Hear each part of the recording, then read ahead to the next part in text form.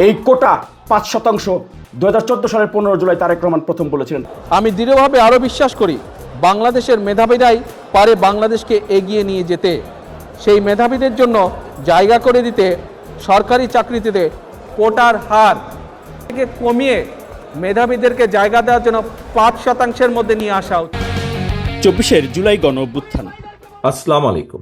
কোটা সংস্কারের দাবিতে সারা দেশে আন্দোলনরত প্রিয় ভাই ও বোনেরা, 24 কোটা সংস্কার আন্দোলন থেকে 5 আগস্ট ছাত্র জনতার গণ অভ্যুত্থানের বিজয় পর্যন্ত 8 দিনে 9 বার দেশবাসীর উদ্দেশ্যে দিক নির্দেশনামূলক বক্তব্য দেন বিএনপির ভারপ্রাপ্ত চেয়ারম্যান তারেক রহমান।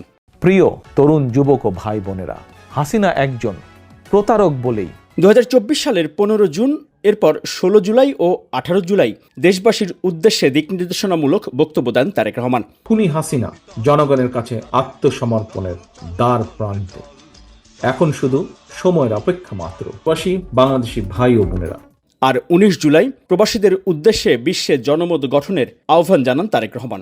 আপনারা যারা যে দেশে রয়েছেন। অন্যদিকে 16 জুলাই ছাত্রদল আনুষ্ঠানিক সংবাদ সম্মেলন করে ঘোষণা দেয় বৈষম্য বিরোধী ছাত্র আন্দোলনের ব্যানারেই সারা দেশে রাজপথে থাকবে তারা। ছাত্রদল এখানে কোনো ক্রেডিট নিতে যাচ্ছে না। ছাত্রদল সাধারণ শিক্ষার্থীদের এই ব্যানারেই সর্বাত্মক অংশগ্রহণ করবে। সেখানে কে কি বললো সেটা আমাদের কোনো চাষে না, আমরা আমাদের মতো করে তাদেরকে সহযোগিতা করে যাচ্ছি, সর্বাত্মকভাবে তাদের পাশে রয়েছি, সর্বাত্মকভাবে ছাত্রদল তাদের পাশে থাকবে। সেদিন থেকেই রাজপথে সরাসরি নেতৃত্ব দেন ছাত্রদলের কেন্দ্রীয় সভাপতি, সাধারণ সম্পাদক সহ শীর্ষ নেতৃবৃন্দ। সারা দেশেও বিএনপি এবং অঙ্গ সহযোগী সংগঠনের শীর্ষ নেতারা রাজপথে সামনে থেকে নেতৃত্ব দেন এবং ছাত্র জনতাকে নিয়ে ক্ষমতাসীনদের, অস্ত্রধারীদের প্রতিহত করেন। জুলাই গণঅভ্যুত্থানে রাজধানীর প্রবেশ পথগুলোতে আগে থেকে দায়িত্ব ভাগ করে দেন তারেক রহমান। সেভাবেই বিএনপির নেতারাও দলীয় ব্যানারের বাইরে সাধারণ ছাত্র জনতার সাথে আন্দোলনে রাজপথে সম্মুখভাগে থেকে নেতৃত্ব দেন।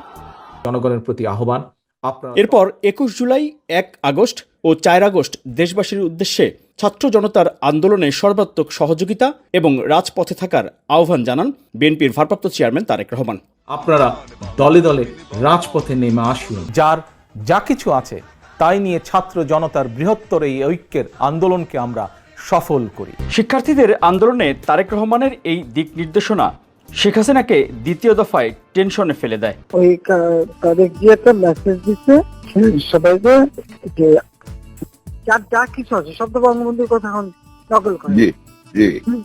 সবাই আন্দোলন চালায় দাও, 2 দিন কন্টিনিউ করতে পারলে আর এই গভর্নমেন্ট থাকবে না। হ্যাঁ, তো সেভাবে বাসতে যেমন চিন্তি বাবরে বাবা শব্দ দিচ্ছে কেন।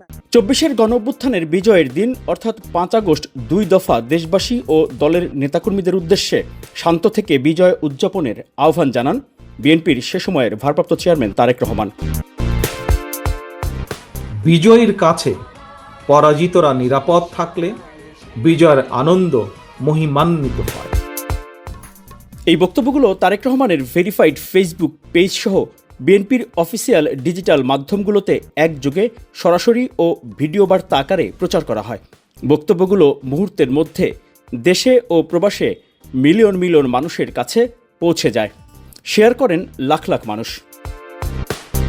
2024 5 আগস্ট বিকালে দেশের উত্তাল সময়ে একমাত্র রাজনৈতিক অভিভাবক হিসেবে তারেক রহমানের দেয়া বক্তব্য তাঁর ভেরিফাইড ফেসবুক পেজেই 22 মিলিয়ন মানুষ দেখেন দিনে দিনে।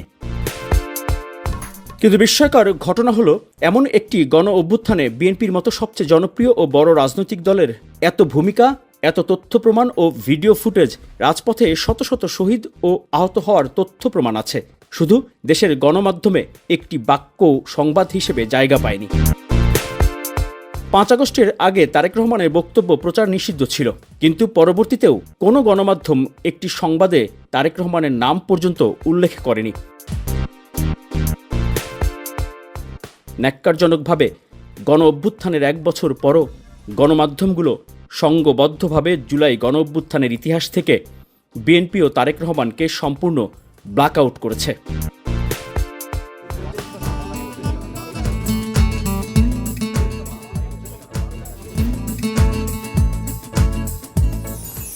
আপনারা দেখছেন ওপেন মিডিয়া সেল।